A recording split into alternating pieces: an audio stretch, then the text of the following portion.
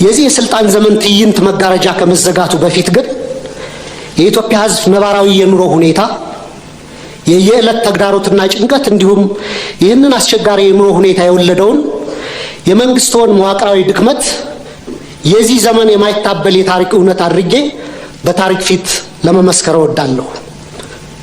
ይህንንም ለማድረግ ማጠቃለያ አስተያየቴና ጥያቄ እንደሚከተለው አቀርባለሁ። 1. የ5 ዓመቱ የኢትዮጵያውያን ተግዳሮቶች። ክቡር ጠቅላይ ሚኒስትር ላለፉት 5 ዓመታት የኢትዮጵያ ሕዝብ የከፈለው ዋጋ እጅግ የበዛና ከባድ ነው። እርስዎ ስልጣን ላይ ሲቀመጡ የገቡት የሰላምና የብልጽግና ቃል ኪዳን ነበር።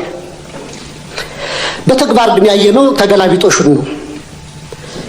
የሰሜን ኢትዮጵያ ጦርነት ያስከተለው አስከፊ ሰብአዊ ውድመትና ጠባሳ ሳይሽር ዛሬም በአማራ፣ በኦሮሚያ፣ በጋምቤላ፣ በቤንሻንጉል ጉሙዝና በሌሎችም አካባቢዎች የሚታዩት ቀጣይነት ያላቸው ግጭቶችና ጦርነቶች፣ ብሔርና ሃይማኖት ተኮር ጥቃቶች፣ እገታዎችና አለመረጋጋቶች የዜጎችን የመኖር መብት ነፍገዋል። በቅርቡም ከትግራይና ከኤርትራ ኃይሎች ጋር የሌላ ጦርነት ስጋት አሳሳቢ ደረጃ ላይ ደርሷል። በፖለቲካው መስክም የፖለቲካ ምህዳሩ መጥበብ፣ የሀገራዊ ተቃርኖች መስፋት ወይም ፖለቲካል ፖላራይዜሽን፣ የነጻ ሲቪል ማህበራት መኮስመን፣ በጋዜጠኞችና በሚዲያዎች ላይ እገዳዎችና እክሎች ዜጎች አማራጭ ድምፅ እንዳሰሙ አፍነዋቸዋል። በርካታ የፖለቲካ እስረኞችም ህገ መንግስታዊ የፍትህ ዋስትና ተነፍገው ይገኛሉ። ይህ አጠቃላይ የሰላም የጸጥታና የፖለቲካ ውድቀት የፓርቲው የተሳሳተ ፖለቲካዊ ፍልስፍናና ብሔራዊ አንድነትን በተግባር ማምጣት ያቃተው የመደመር ትረካ መዋቅራዊ ስብራት ውጤት ነው። 2. ስልታዊና መዋቅራዊ ስህተቶች።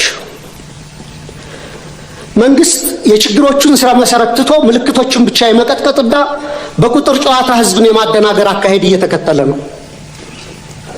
በተላከልን የመንግስት አፈጻጸም ሪፖርት ላይ የሀገሪቱ ኢኮኖሚ በ2018 በጀት ዓመት 10.2 እንደሚያድግ፣ የግብር ገቢ 1.5 ትሪሊየን ብር መድረሱን፣ የሸቀጦች የወጪ ንግድ 11 ቢሊዮን ዶላር ማስገኘቱንና የውጭ ሐዋላ ፍሰት 7.7 ቢሊዮን ዶላር መድረሱ ተገልጿል።